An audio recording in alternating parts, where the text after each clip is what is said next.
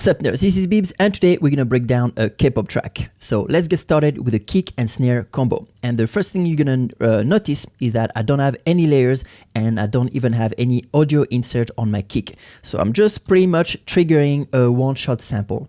The only thing that I did on that kick drum is have a volume envelope because it was a little bit too long. So that's how the kick was sounding.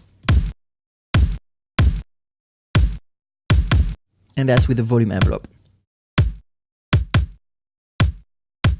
So how to get to that point where you can just throw a sample and it works almost with little to no effort into your track? Well, there's two conditions. First, obviously, you need great quality samples. And two, you need to be very organized.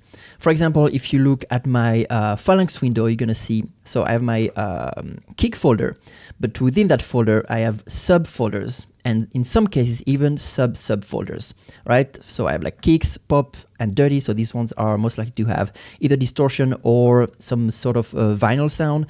I have electro kicks, indie kicks. And I even renamed some samples with a dash at the beginning. So this way they show all the way at the top. I don't really like to use the rating system of Phalanx because that means if I use a sampler, another sampler, then I wouldn't be able to see which ones are my favorite. All right, so it's like a future-proof way of renaming my samples. Then we have the hi-hat stuff. So I only have a short hat on the upbeat and a ride on the 4/4. And on the ride, there was some nasty frequencies I remember that I cut. So let's bypass that cut here.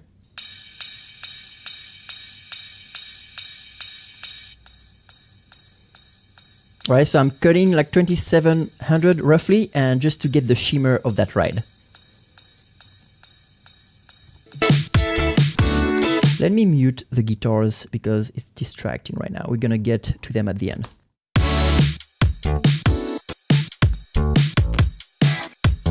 All right, so let's get to the chords. And I have 4 different layers of the chords.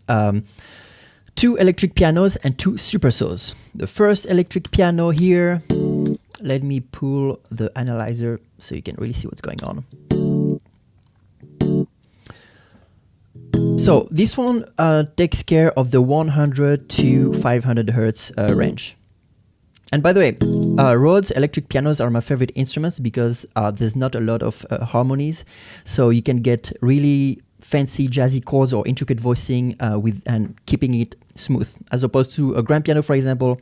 Sometimes even with a simple triad, it's overwhelming and there's a frequency. I mean, it takes the whole frequency spectrum.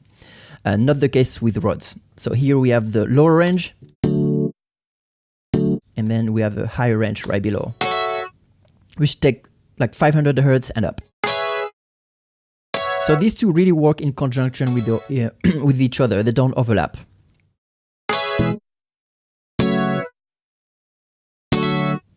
And that one also has, as opposed to all the other chord layers, this one is not it's not quantized as opposed to the super saws or the other rod. And that's to give it a human feel, right? So below we have super saws. And that's quite the opposite of the Rhodes because they both take the exact same frequency range. It's not really the right way to do it. Ideally, I should have just work it out and have only one layer of super saws, but it sounded good like that, and the session is not that heavy, so I just kept it. So one layer is Spire, and the other one is Diva. And all chords together.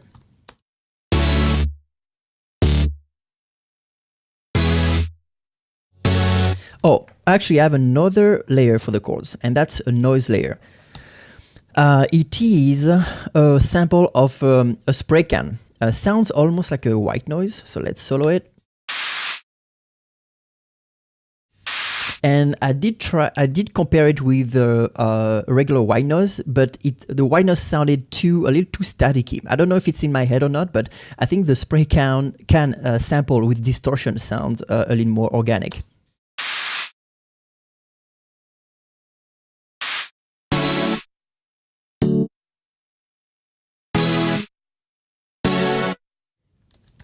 Then we have the basses, and for the bass I have two different layers. One is from Lounge Lizard, which is normally electric piano plugin, but there's some cool bass sounds in it, so why not? And let's see what kind of harmonics do we get.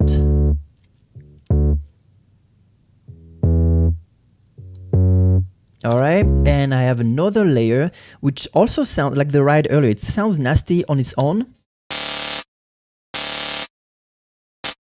but it helps the bass cutting through the mix.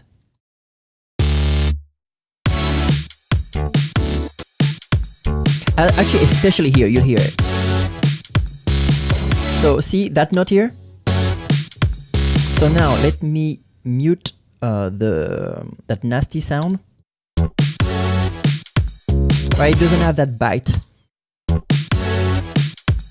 Now let me bring it back in.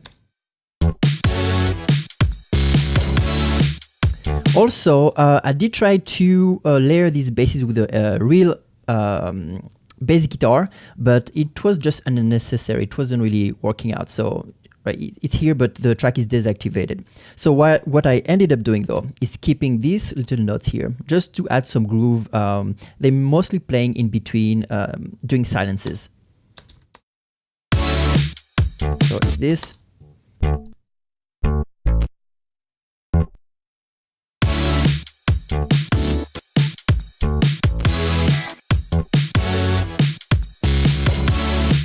All right, now the guitars. And we have one track of guitars that are just following the chords, this one.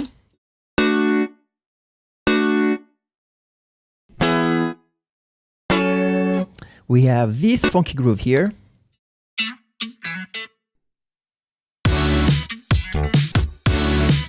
And I had a problem with this. So there's a phaser, Phasemistress by Soundtoys, which is my favorite phaser. But the preset that I'm using was modulating the frequency cutoff here to this rate. So the problem is that it was never sounding exactly the same way every time the loop would come around. So what I ended up doing is just turning down the modulation and doing my own automation of the frequency cutoff.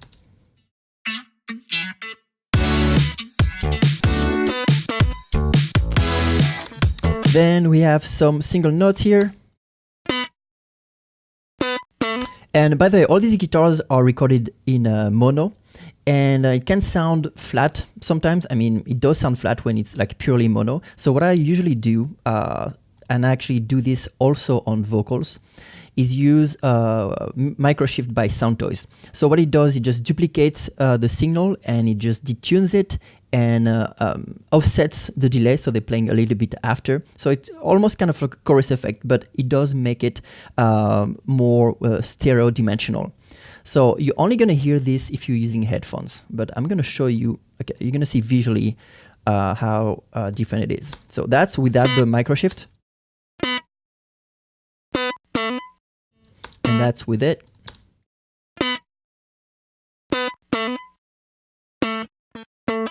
All right. So now we have the main guitar riff.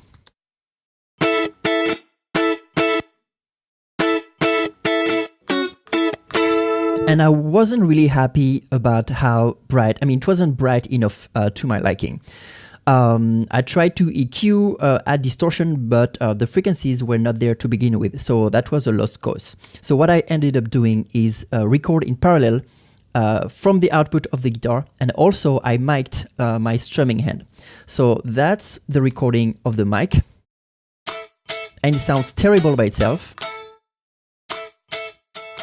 And that's the recording of the jack. And together,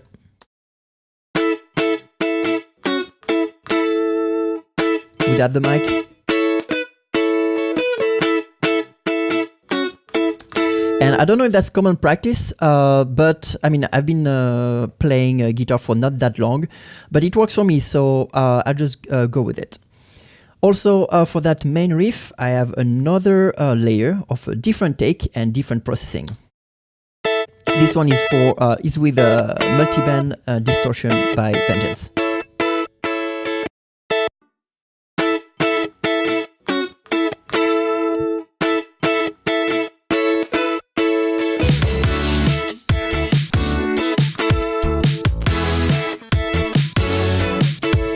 All right, that's all I have for you guys today. Thanks for watching, and I'll see you in the next one.